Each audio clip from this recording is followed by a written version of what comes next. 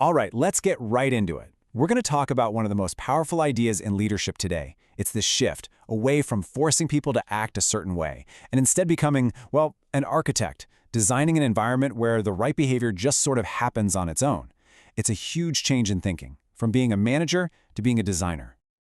But let's start with the problem that, every leader has run into. You set a goal, you create a new policy, maybe you even throw a big bonus at it, all with the best intentions in the world. And somehow, it just completely backfires.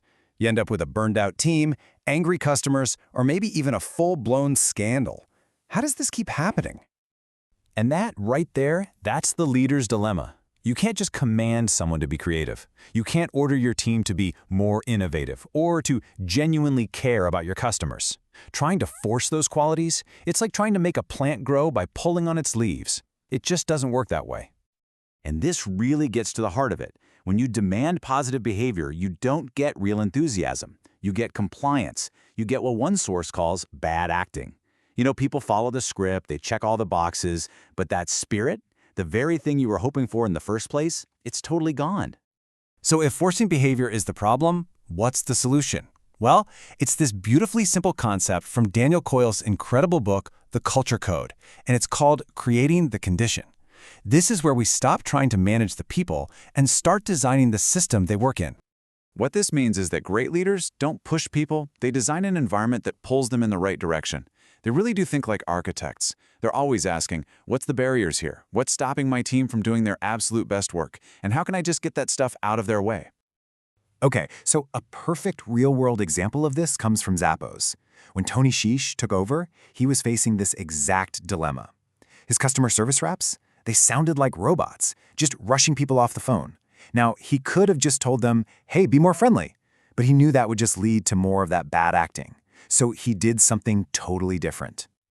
Instead of barking orders, Hsieh changed the conditions. First, he got rid of call time limits entirely. That took away all the pressure to rush. Second, he paid them a good salary, not by the call, so their income wasn't tied to how fast they could hang up. And third, this is the amazing part, he gave them a budget to solve customer problems and even create these little moments of wow. See what he did? He didn't add rules. He removed the barriers to good service and added the tools for great service. And the result?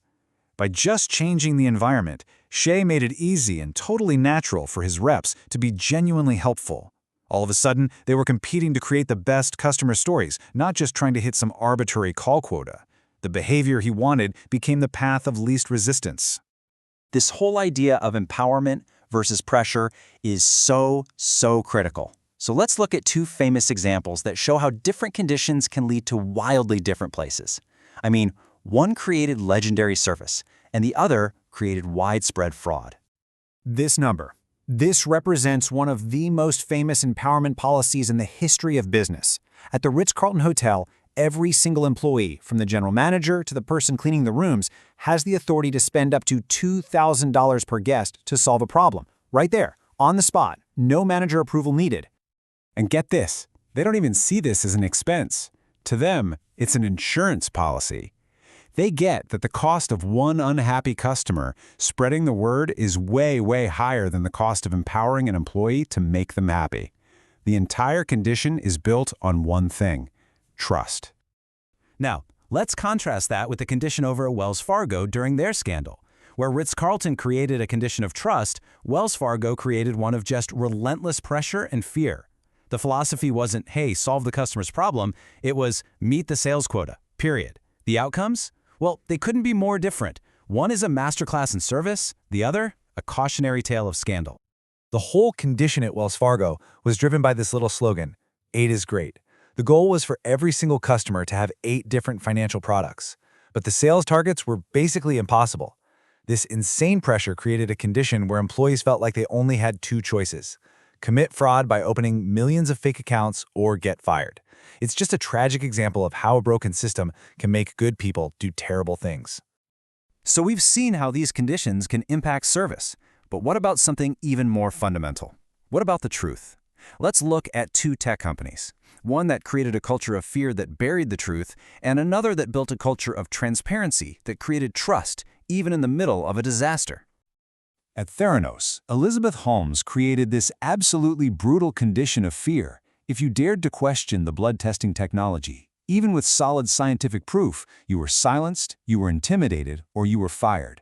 The entire condition was designed to protect the leader's story, not to find the actual truth. And the consequences? Well, they were disastrous, putting real patients' lives at risk.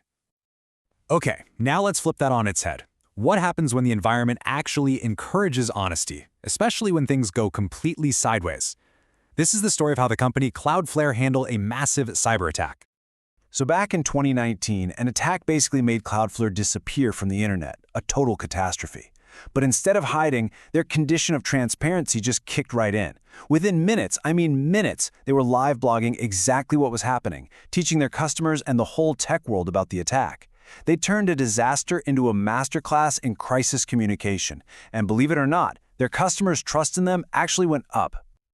So this brings it all back to us, doesn't it? Zappos, Ritz-Carlton, Wells Fargo, Theranos, Cloudflare, these aren't just business stories. They are fundamental lessons in human behavior. And they all point to one really powerful question for anyone who leads anything. And here it is. If you take one thing away from all this, let it be this. Leadership is not about giving big speeches or making demands. It is about designing an environment. The incentives, the rules, the stories you tell, the level of trust, these are the literal building blocks of your culture. So what do you do with this? Well, first, just stop pushing. Instead, look for the friction. What's making it hard for people to do the right thing? Second, create conditions that line up their natural instincts to be helpful, to be creative, with the goals of the organization. And finally, trust them. A well-designed environment makes trust pretty easy. So I'll leave you with this thought. Whether you lead a whole company, a small team, or even just your family, you are creating a condition. The people around you are responding to it every single day. The only question is, what story is that environment telling them? Is it a story of trust or a story of fear, of empowerment or of pressure? The choice is always yours.